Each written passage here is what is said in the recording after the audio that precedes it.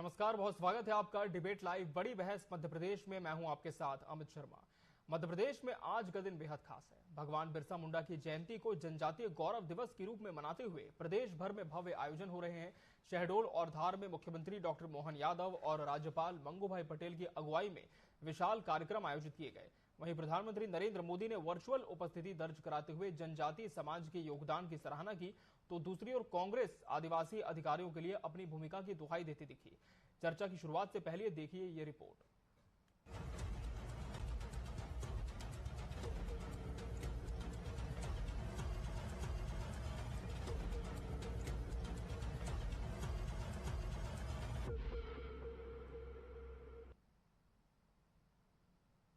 बीते कुछ वर्षों में मध्य प्रदेश का आदिवासी समाज राजनीति के केंद्र में आ गया है। जब जब देश पर संकट आया, आदिवासी समुदाय ने अपनी महत्वपूर्ण भूमिका निभाई। बिरसा मुंडा जैसे वीर योद्धाओं के बलिदान को सम्मान देने के लिए इस दिन को जनजातीय गौरव दिवस के रूप में मनाया जा रहा है। शहडोल के कार्यक्रम में मुख्यमंत्री डॉक्टर मोहन यादव ने कहा कि बाण सागर परियोजना से शहडोल को सिंचाई और पेयजल मिलेगा। 161 करोड़ रुपए के भूमि पूजन और विकास कार्यों की घोषणाओं ने कार्यक्रम को खास बना दिया। उस वीर स्वतंत्रता सेनानी का जिसका नाम लेते ही अंग्रेजों की हालत खराब हो जाती थी, टंटिया मामा के नाम पर यशस्वी प्रधानमंत्री ने महू के पास रेलवे स्टेशन का नामकरण किया और हमारी सरकार ने, मैं घोषणा करता हूं, बाण सागर के पानी का उपयोग शहडोल के विकास के लिए भी किया जाएगा, सिंचाई के लिए भी और पीने के लिए भी। अरे पानी पे अधिकार हमारे बिरसा मुंडा जी को याद कर रहे हैं। जल सबसे पहला शब्द है और पहला शब्द है तो उस पे अधिकार तो सबका है ही। इसी बात के लिए तो हमारी आदर्श रहे बिरसा मुंडा जी। कांग्रेस का दावा है कि आदिवासी समाज के पास जो भी अधिकार हैं, वो कांग्रेस द्वारा दिए गए कानूनों के कारण है। बीजेपी पर आदिवासियों के विस्थापन और केवल चुनावी राजनीति के लिए उनके साथ दिखावे का आरोप लगाया गया। कांग्रेस का दावा है कि आदिवासियों के पास जो कुछ भी है वो आरक्षण, 5वीं अनुसूची, पेशा कानून, वनाधिकार कानून, एट्रोसिटी एक्ट के कारण है। ये सारे अधिकार कांग्रेस ने ही दिए थे। प्रदेश की सरकार आदिवासियों के लिए बड़े आयोजन तो करती है, लेकिन आदिवासियों के विकास की बात कहाँ करती। आदिवासियों की जो मोहन यादव जी से मेरे प्रश्न है कि आज प्रदेश के अंदर जो स्थिति प्रदेश में आदिवासियों की, क्या इसके बारे में मोहन यादव जी बोलेंगे? मेरे मोहन यादव जी से कुछ प्रश्न है। क्या आदिवासी युवाओं को जो छात्रवृत्ति मिलती उन्हें समय पे नहीं मिलती, क्या इनको समय पे मिलेगी? ये बताएं। क्या पेशा कानून आदिवासी क्षेत्र के अंदर उसका क्रियान्वयन सही तरह से हो, ये आप सुनिश्चित कब करेंगे? ये बताएं।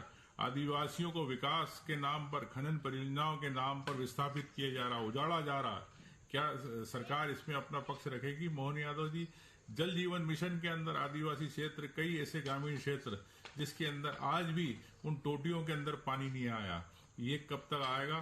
ये क्या मोहन यादव जी सरकार आप बताएगी? मध्य प्रदेश की राजनीति में आदिवासी वोट बैंक बेहद अहम है। जनजातीय गौरव दिवस जैसे कार्यक्रमों के जरिए बीजेपी जहां आदिवासी प्रतीकों को सम्मान देने का दावा करती रही है, वहीं कांग्रेस अपनी पुरानी नीतियों को गिनाकर ये साबित करना चाहती है कि आदिवासियों के असली हितैषी वही हैं। राज्य की करीब 23% आदिवासी आबादी अब राजनीतिक समीकरण बदलने की ताकत रखती है। क्या ये भव्य आयोजन उनके जीवन स्तर में सुधार लाएंगे या ये केवल वोटों की राजनीति बनकर रह जाएगा? ये एक बड़ा सवाल है। Bureau report, TV 24 news. तो गौरव का सम्मान बढ़ेगा मान, आज इसी विषय पर हम चर्चा करेंगे और इसके लिए हमारे साथ खास मेहमानों का पैनल भी जुड़ चुका है। हमारे साथ बीजेपी प्रवक्ता वंदना त्रिपाठी जी जुड़ी हैं। वंदना जी, बहुत स्वागत है आपका इस चर्चा में। कांग्रेस प्रवक्ता डॉक्टर विक्रम चौधरी जी प्रतिपक्ष का पक्ष रखेंगे। डॉक्टर विक्रम जी, आपका भी बहुत बहुत स्वागत है। वरिष्ठ पत्रकार राजेंद्र वर्मा जी भी इस चर्चा का हिस्सा है। राजेंद्र जी, आपका भी बहुत बहुत स्वागत है। वंदना जी, निश्चित तौर पर आज काफी बड़ी घोषणाएं मुख्यमंत्री डॉक्टर मोहन यादव ने की हैं, लेकिन कांग्रेस ने कई सवाल भी पूछे हैं। पहला सवाल उनका यह है कि आदिवासियों के अधिकार की बात आप करते हैं, लेकिन जमीनी स्तर पर अधिकार कब मिलेगा? पेशा कानून कब पूरी तरह से लागू किया जाएगा? कांग्रेस ने यह भी कहा है कि जो कानून वर्तमान में विद्यमान है वो कांग्रेस की देन है, लेकिन उपलब्धि आप ले रहे हैं।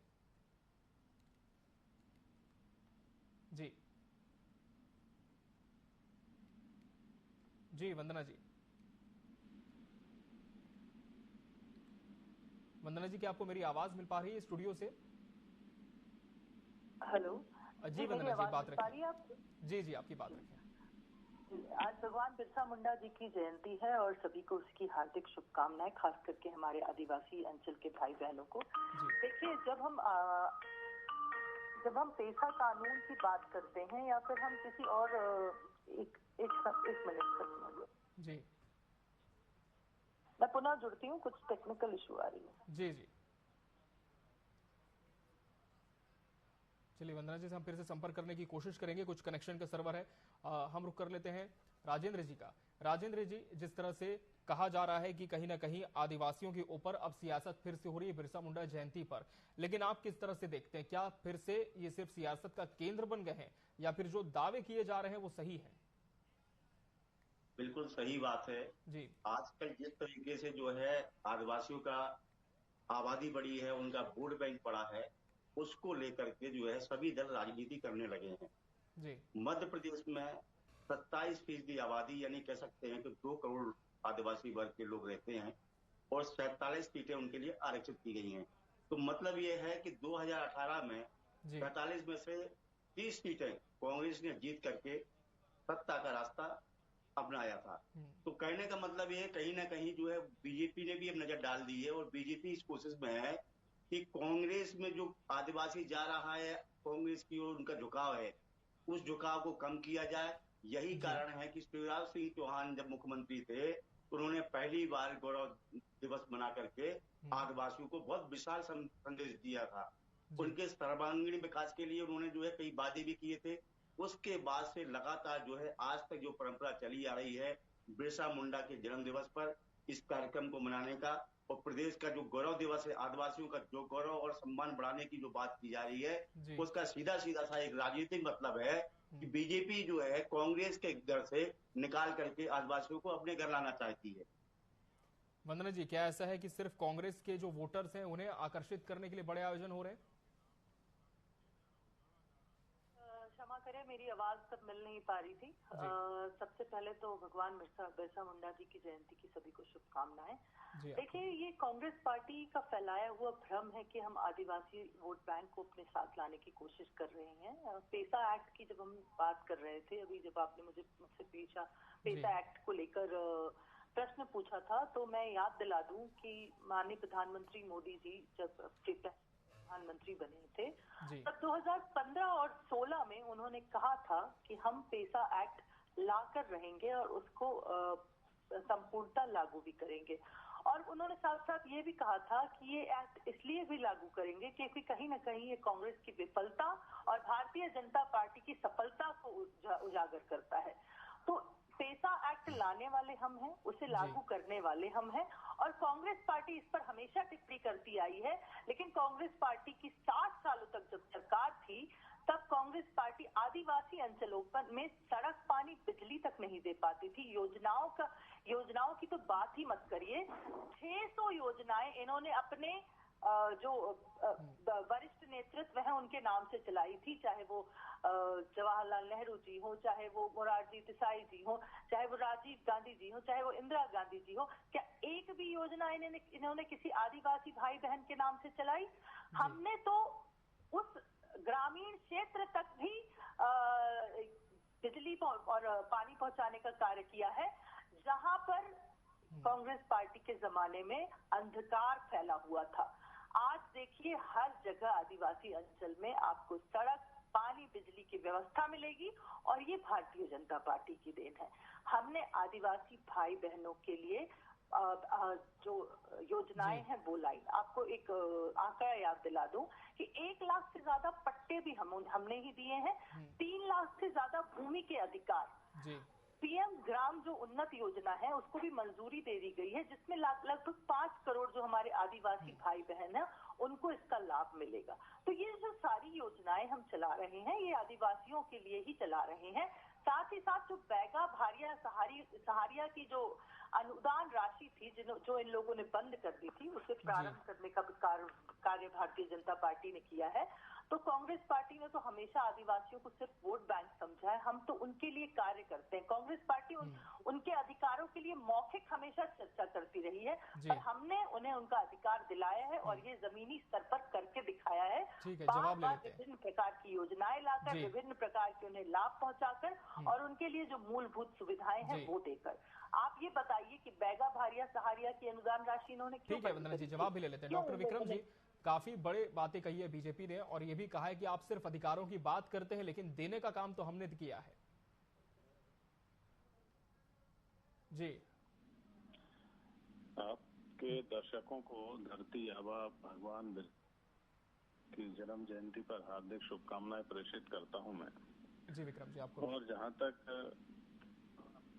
राजनीति की बात है तो भगवान बिरसा की जयंती पर राजनीति ना करते हुए मुझे लगता है कि भगवान बिरसा ने जो आदिवासी चेतना और अस्मिता के लिए जो अपना बलिदान दिया है, यदि हम उसका गौरव गान करेंगे तो वो कहीं अधिक सार्थक होगा। जहाँ तक हमारी बहन कह रही थी तो इनको मैं बता दूं कि जो पैसा एक्ट है वो 1996 में उसका एक्सटेंशन किया था पंचायती राज से।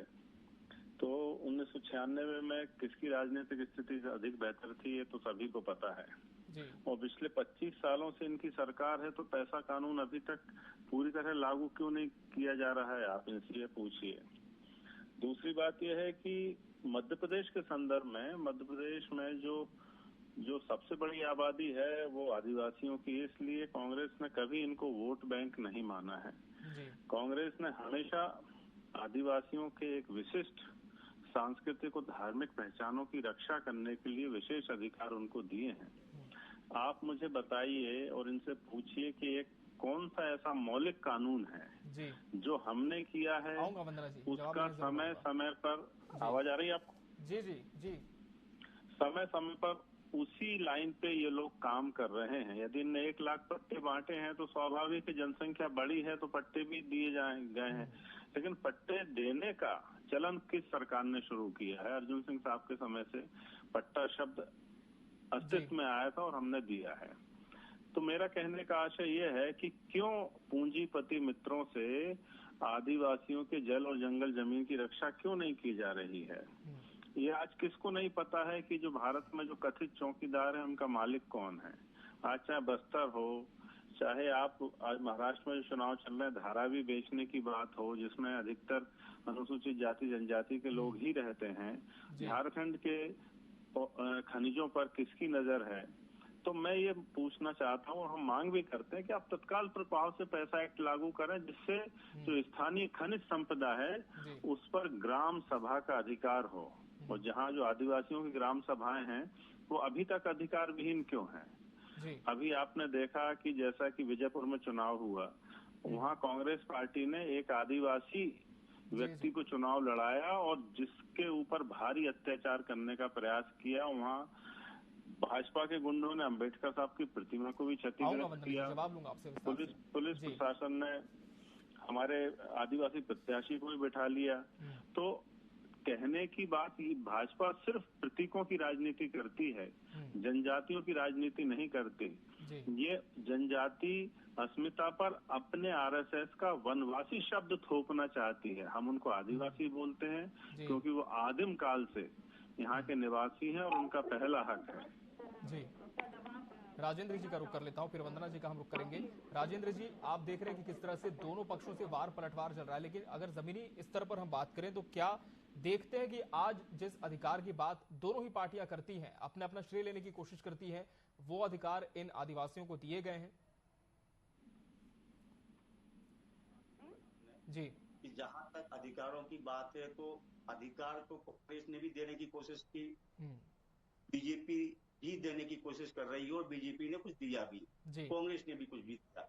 तो कह सकते हैं कि स्थिति में आदिवासियों की सुधार तो हुआ है, लेकिन आदिवासियों की जो मुख्य डिमांड है जल, जंगल और जमीन जी, जल, जंगल और जमीन पर आज भी पूरी तरीके से आदिवासियों का अधिकार नहीं है और इसी अधिकारों की लड़ाई के लिए आदिवासी संघर्ष कर रहा है। हालांकि तमाम बातें किए जाते हैं, कांग्रेस वाले अपनी बातें करते हैं, बीजेपी ने अभी शेड्यूल और धार्मिक कई घोषणाएं की और 161 करोड़ की जो है परियोजनाओं का उद्घाटन भी किया। जल परियोजना का उद्घाटन भी किया, छात्रवृत्ति और तमाम प्रकार की जो है सुख सुविधाओं की घोषणा भी की। हम देखते आ रहे हैं, चाहे बीजेपी हो, बीजेपी में जो है कई बड़े नेता हुए, आदिवासी नेता हुए, चाहे फग्गन सिंह कुलस्ते हो, या कांग्रेस में जो है मैं नाम मिस कर रहा हूं उनका, तो तमाम जो बड़े नेता हुए हैं बीजेपी और कांग्रेस में, उन्होंने भी कहीं ना कहीं उनकी भी गलती है, उन्होंने कोई अपने वर्ग का जो है भला नहीं किया। जो भी योजनाएं आई हैं उन्होंने अपने परिवार और अपने लोगों के हितों के साधने के लिए उनको अंजाम दिया है, लेकिन जो मूलभूत सुविधाएं मिलना चाहिए थी आदिवासी वर्ग को, उनके बच्चों को, उनके सामाजिक और ऐतिहासिक और उनके तमाम जो सर्वांगीण विकास हैं उनमें सुधार लाने के लिए, तो इन लोगों ने भी उस स्तर पर प्रयास नहीं किए। हालांकि अब ये राजनीति है, राजनीति अब देख लीजिए आप कि जो है 47 सीटें आरक्षित हैं और रास्ता भी जो है आदिवासियों के बीच से ही गुजर करके। जी राजेंद्र जी से संपर्क टूट गया, एक बार फिर से जुड़ने की कोशिश करते हैं। काम की स्थिति तो बनेगी ही और श्रेय लूटने की भी बनेगी, तो श्रेय लूटने की जंग ये कभी खत्म नहीं होगी, इसकी कोई सीमा नहीं है, कोई लिमिट नहीं है, ये चलती रहेगी। इनकी सरकार बीजेपी की सरकार है, बीजेपी घोषणा करेगी, जिस प्रकार से मुख्यमंत्री ने तमाम घोषणाएं की, प्रधानमंत्री भी जो है वर्चुअल जुड़े, उन्होंने भी जो है अपना संदेश दिया, यानी पूरी सरकार जो है आदिवासियों को संदेश देना चाहती है कि हम आपके साथ हैं। कांग्रेस खामियां निकाल रही, उनका काम है, क्योंकि विपक्ष। बिल्कुल। और वंदना जी, कांग्रेस ने यह भी कहा है कि जब इतने सालों से आपकी सरकार मध्य प्रदेश में है, तब क्यों उनका जो कानून है, पेशा कानून, वो पूरी तरह से आप लागू नहीं कर पाए। और दूसरी तरफ जैसा कि वरिष्ठ पत्रकार राजेंद्र जी कह रहे हैं कि कोई भी सरकार आती है सिर्फ श्रेय लेने की कोशिश करती है, लेकिन जमीनी हक जो है वो नहीं मिल पाता। देखिए, सबसे पहले तो जो कांग्रेस पार्टी के मेरे भाई इल्जाम लगा रहे थे उनका मैं जवाब दे दूं। कांग्रेस पार्टी एक्ट्स ले आती है, एक्ट्स लाना नहीं होता है, एक्ट्स को लागू भी करना पड़ता है। एक्ट्स लाना कोई बहुत बड़ी बात नहीं है। ऐसे तो आपने नारी शक्ति वंदन अधिनियम भी लेकर आए थे, लेकिन उसको लागू क्यों नहीं किया? तो आप ये एक्ट हम लाए और इस तरह की बातें मत किया करिए। आपने उन्हें जमीनी स्तर पर क्यों नहीं उतारा, उसका जवाब जनता को दिया करिए। दूसरी चीज ये कि जब आप कहते हैं कि विजयपुर में आदिवासी जो कैंडिडेट हैं उन पर हम भारतीय जनता पार्टी के लोगों ने दबाव बनाया, और जिस प्रकार का गुंडा राज आप लोगों ने मचाया था, जो आप लोगों ने वहां पर किया है, वो क्या जनता को नहीं दिख रहा था? जो आपने वहां गुंडिज्म मचा के रखा हुआ था। और आप लोग कांग्रेस पार्टी के लोग, आप कहते हैं कि आप आदिवासियों को अपना भाई बहन समझते हैं। आप लोग वही लोग हैं जो राष्ट्रपति के पद पर सुशोभित एक आदिवासी महिला को आपकी पार्टी के नेता राष्ट्रपत्नी कहकर संबोधित करते हैं। आपकी पार्टी के बाबूलाल चंदेल, जो कि अपनी अभद्र टिप्पणियों के कारण मशहूर हैं, उन्होंने एक आदिवासी कांस्टेबल को कुछ दिनों पहले कुछ अभद्र शब्द बोले थे और उनके ऊपर एट्रोसिटीज एक्ट भी लगा था। तो ये तो कांग्रेस पार्टी का दोहरा चरित्र है। हमने तो एक आदिवासी महिला को प्रथम जो राष्ट्र की महिला होती है वो बनाया। आज राष्ट्रपति हमारी आदिवासी महिला है, और हम सिर्फ कहते नहीं हैं, हम तो करके दिखाते हैं। देखिए, आप देखिए आदिवासियों का महिमा मंडन करने का काम इन लोगों ने क्या किया था, इतिहास के पन्नों में उन्हें दबाकर रखा था। कहीं ना कहीं हमारे आदिवासी जो जितने भी वीर हैं वो सब इतिहास के पन्नों में दब गए थे। हमने उन्हें उजागर करने का काम किया, हमने बच्चों तक उनकी वीर गाथाओं को ले जाने का कार्य किया। हमने रानी कमलापति रेलवे स्टेशन का नाम रानी कमलापति जी के नाम से रख के उन्हें गौरवान्वित किया। हमने मामा टंटिया मामा के नाम से जो बस स्टैंड है इंदौर का, उसका नाम रखकर, चौराहे का नाम रखकर उसको गौरवान्वित किया। इस प्रकार से जब हम किसी भी जो हमारी ट्राइब है उसको अगर हम गौरवान्वित करना चाहते हैं, तो उसके लिए ये जरूरी है कि हमारे बच्चे, हमारी नई पीढ़ी उनको जाने। आज देखिए, आज सबसे बड़ी चीज ये है कि आज हमारे बच्चे जान रहे हैं कि रानी कमलापति कौन थी, मामा टंटिया कौन थे, बिरसा मुंडा, भगवान बिरसा मुंडा कौन थे, और साथ ही साथ जो शंकर शाह, रघुनाथ शाह जी के नाम से हमने निर्माण कराया है वो अलग। तो देखिए, हमने तो आदिवासियों को जो इतिहास के पन्नों में दब गए थे उन्हें इतिहास के पन्नों से बाहर निकालकर उनका महिमा मंडन करने का भी कार्य किया है। आज आपने देखा किस प्रकार से माननीय मुख्यमंत्री जी ने 161 करोड़ की जो परियोजनाएं हैं उनको प्रारंभ किया। बिल्कुल, मैं घोषणाओं पर ही आ रहा था, मैं एक बार रुक कर लेता हूँ कांग्रेस का। जी, डॉक्टर विक्रम चौधरी जी, काफी लंबी चौड़ी फेरिस्त जो कि वंदना जी बता रही है कि हमने तमाम चीजें की इनके हित में, लेकिन आज जो घोषणाएं हुई हैं उन्हें कांग्रेस किस तरह से देखती है? क्या इससे इनकी जो स्थिति है आदिवासियों की कुछ बदलाव आ पाएगा? सर देखिए, आदिवासियों के लिए 100-200 करोड़ की घोषणा करना कोई बहुत बड़ी बात नहीं है। सरकार में है, पैसा इनके पास है, लेकिन सबसे बड़ी बात यह है कि आदिवासियों का जो जीवन स्तर बदलता है वो शिक्षा से बदलता है और सरकारी नौकरियों से बदलता है। दिग्विजय सिंह साहब ने बैकलॉग की भर्तियां की और पदोन्नति में आरक्षण दिया। भाजपा ने आज तक बैकलॉग की नौकरियों को भरने का कोई प्रयास नहीं किया और न ही पदोन्नति में आरक्षण देने के पक्ष में है। इससे हमारे आदिवासी भाई बहन जो कांग्रेस की योजनाओं के कारण पढ़े हैं, मैं बता दूं कि रानी दुर्गावती विश्वविद्यालय बहुत पहले बना दिया गया था और वो भी आदिवासी अस्मिता का प्रतीक है। तो विषय ये नहीं है कि किसने क्या किया, विषय ये है कि अभी कौन क्या कर रहा है। अभी आपकी सरकार है, आप बैकलॉग की भर्तियां नहीं कर रहे हैं, आदिवासी युवक पढ़े लिखे हैं, फालतू घूम रहे हैं, आप उनके लिए विशेष लोन या अन्य जगह नौकरी की व्यवस्था नहीं कर रहे। और सबसे बड़ी बात यह है कि वो हमारा जो तबका है वो शैक्षणिक और आर्थिक रूप से पिछड़ा है। सरकारी नौकरियों में उसको विशेष पदोन्नति मिलती, वो आपने बंद कर रखी है। तो हमारे भारत में जनजातियों की आमूलचूल परिवर्तन करने की सबसे ठोस योजना जो है वो उनको सरकारी नौकरियों में लगाना होता है, और इन्होंने नौकरियां बिल्कुल पूरी तरीके से बंद कर रखी हैं। और मैं तो इनसे पूछना चाहता हूँ, 20 साल हो गए, पैसा कानून आप कब लागू कर रहे हैं बताइए। चलिए हम कह रहे हैं कि हमसे जो भी कमी बेशी रह गई हो ये आप पूरा करिए ना। 20 साल से बम पर आपको बहुमत मिल रहा है, आप करिए, तत्काल लागू करिए, क्या दिक्कत है? अब राजेंद्र जी, दोनों पक्षों को आपने सुना, लेकिन अब बड़ी बात यह है कि क्या सिर्फ जो घोषणाएं कर दी गई हैं इनसे बात बन जाएगी या कोई और जरूरी कदम उठाना होगा जिसे अभी भी नजरअंदाज किया जा रहा है? देखिए, घोषणाएं करना एक अलग बात है जी, और ठोस कदम उठाना एक अलग बात है। यदि सरकार ने, बीजेपी की सरकार है और बीजेपी की सरकार चाहती है कि आदिवासी कांग्रेस की झोली या अन्य दलों की झोली से निकल करके उसके साथ जुड़े, तो ये तय है कि इनको जो है अपनी घोषणाओं पर क्रियान्वयन करना पड़ेगा, अमल करना पड़ेगा, तभी ये आदिवासी वर्ग जो है भाजपा पर भरोसा जता सकता है। अन्यथा यही होगा, घोषणाएं होती चली आई हैं और आदिवासी जो है, जो बटा हुआ है, किसी एक के पास तो यानी कांग्रेस का पुश्तैनी वोट बैंक था, लेकिन कांग्रेस से खसकते खसकते वो क्षेत्रीय दलों के साथ साथ जो है तमाम अन्य दलों के साथ जुड़ गया। तो मसला भी ये है कि राज्य सरकार को आश्वासन और घोषणाएं करने के अलावा इन पर जो है ठोस कदम उठाना पड़ेंगे, और जो प्रशासनिक कसावट है कि इनके अधिकारों के संरक्षण के लिए, इनके अधिकारों के लिए वो काम इनको करना पड़ेगा, तभी जो है ये आदिवासी वोट बैंक इनकी तरफ आकर्षित हो पाएगा। जी, वंदना जी, क्या कदम उठाए जा सकते हैं, क्या उम्मीद अब की जा सकती है? देखिए, जो योजनाएं हैं जो आदिवासियों के लिए चल रही हैं, जैसे कि अभी हमने पीएम ग्राम उन्नत योजना की बात करी थी, जो कि बहुत बड़ी योजना है जिससे लगभग 5 लाख भाई बहन लाभान्वित होंगे। तो जिस प्रकार जितनी भी योजनाएं भारतीय जनता पार्टी ने आदिवासी भाई बहनों के लिए चलाई हैं, साथ ही साथ उनका महिमा मंडन करने का जो कार्य है, आपने देखा रानी दुर्गावती जी के जो गृह क्षेत्र है वहां पर हमने कैबिनेट का आयोजन किया था। ये भी कहीं ना कहीं हम अपने बच्चों को, अपनी युवा पीढ़ी को ये बताना चाहते हैं कि रानी दुर्गावती जी कौन थी। वो वही रानी थी जिन्होंने लगभग 52 में से 51 युद्ध में मुगलों को हराया था। तो इस प्रकार की चीजें करना भी कहीं ना कहीं मुझे लगता है कि आदिवासियों को गौरव प्रदान करना, उन्हें सम्मान प्रदान करने के दायरे में ही आता है।